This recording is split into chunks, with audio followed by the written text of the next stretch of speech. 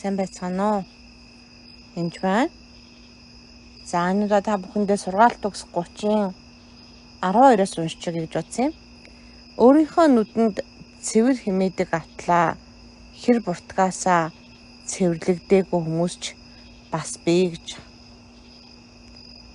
Яг шууд утгаар нь мессеж библиэс унших юм бол юу гэж хэлж байгаа юм бэ гэхээр өөрийгөө их цэвэр гэж бодож байна уу? Усан дорогоо 2-7 онцоод гэж хэлж байгаа. Юу нь бол англиараа бол ерөөсөө өөрийнхөө нүдэнд өөртөө цэвэр болгодог бүхэл бүтэн генерашн буюу үеийнхэн байдаг. Тэгтээ тэд нар болохоор өөрийнхөө муу гим нүглээс өөртөө цэвэрлэж чадаагүй гэж байгаа. Яг гим нүглээс гэхээс илүү filthiness буюу яг нөгөө талдаа юу гэж байгаа юм бэ гэхээр яг хэр буртгаасаа гэж. Тэгэхээр бид нэр гим нүглээс Есүс биднийг зөвтгсөн. Эзний өмнө бид нар зөвтгсөн боловч бид одоо ч гимээ хийсээр, одоо ч идэгрээгүй, одоо ч бие нөвчтөө, одоо ч чөлөөлөгдөөгүй, одоо ч сүнсний цэвэрлэгээ хийгдээгүй бас байсаар л байдаг. Тэгэхээр энэ нь зарим хүний хувьд теологийн зарим ойлголттой зөрчилдөх баха л да. Би энд теологи яриаг байна. Би бодит амьдрал ярьж байна. Би пасторуудыг, ахлагч нарыг чөлөөлдөг хүнийхээ хувьд энгийн нэг итгэгч тэр байтхан надаас хүртэл итгэл хийдэг байх хүртэл надаас бодсон сүнс гарч исэн.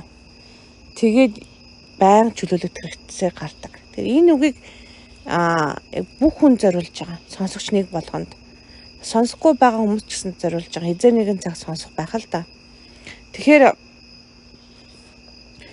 теологоо мартаад зүгээр тэр янз бүрийн шашны хүлээсээ мартаад зүгээр эзэн дээр надад цэвэрлэгдэх хэр буртаг юу байна? Тань таалагдахгүй юу байна гэж ирэх бол маш чухал. Тэгээд өглөө болгон би миний бардам за надаас зайл назараа Иесусээр чинь тэр залхуу байдал ч гэсэн зайл гэж залбирахаас гадна эзэн таны таалалд нийцэхгүй миний дотор байна уу? Ямар хэр буртаг, ямар нэгэн нүгсүв байна уу? Тэр бүгдийг цэвэрлэж өгөөч. Үнэхээр буруу чөтгөрийн орох тэр янз бүрийн гомдол үйл уучлал байх юм бол бузар сунс ингээд хаалгаар нь хавчиж орж ирэх байдалтай байдаг байгаа. Тэгээ би ганцхан Монголд гэлтгүй бас өөр хүмүүсийг залбирдаг. Тэгээд нэгэн эмэгтэйг залбирж байсан чинь зүүдэлсэн байсан байгаа. Тэгэд нэг муур орж ирээд тэврээд муурын дуртай эмэгтэй байсан. Тэврээ байжсэн чинь тэр нь чөтгөр болж хурсан гэж хэлсэн шулам. Тэгээ сандраад нөгөө муураа гаргаад шидчихэл дээ зүүдэндээ.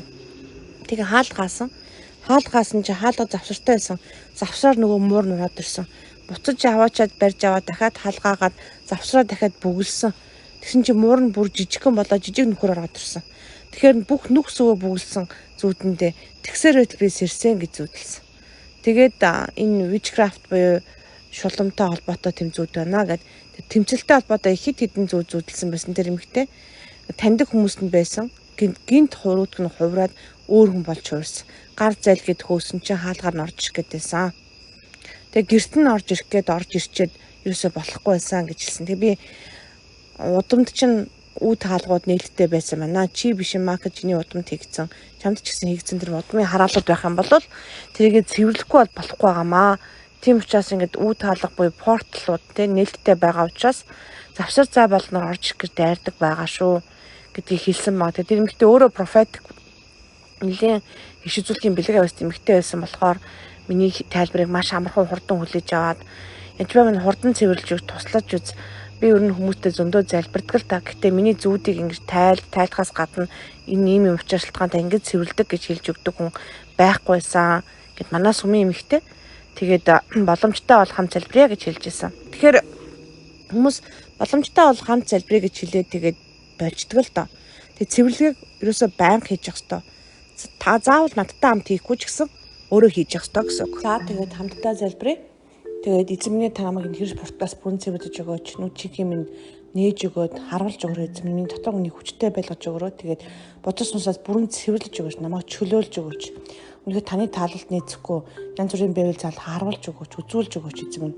Тэгээд үйл уучлал байх юм бол цэвэрлэж өгөөч. Үнэхээр би бол миний удамд хийгдсэн бүх гим нүглийг би таны өмнө би гимшиж байна. Бас гимшин улааж байна. Тэр та үнэхээр уучлал цэвэрлдэг байлээ. Таас харуулж өгөөрэй. Энэ өдрөнтэй туршдаг надад сануулж өгөөрэй бас тэгээд хамт цэвэрлэж өгөөрэй. Эзэм та намайг бүрэн чөлөөлж өгөөрэй гэдээ бас залбираарай. Тэгээд эсэргүүцэж бодгоос илүү надад юу вэ цэвэрлэж өгөөч гэд гэрээ цэвэрлэл дуустгүйтэй адилхан бид нар бараг л өөрийгөө өдөр болгон цэвэрлэх шаардлага гардаг. Хөлөө угаахыг эзэн зааж өгсөн байдаг шүү дээ. Үнэхээр бас дэлхийн ертөнцөөс бохирдлууд хараад орж ирэх боломжууд байдаг учраас цэвэрлэж байгаараа. Ариун сүнс таныг хангалттай хамгаалж чадна. Айх шаардлага байхгүй. Гэхдээ бид нар өөрөөсөө цэвэрлэж байх явдал бол үнэхээр чухал байгаа шүү. Баярлалаа.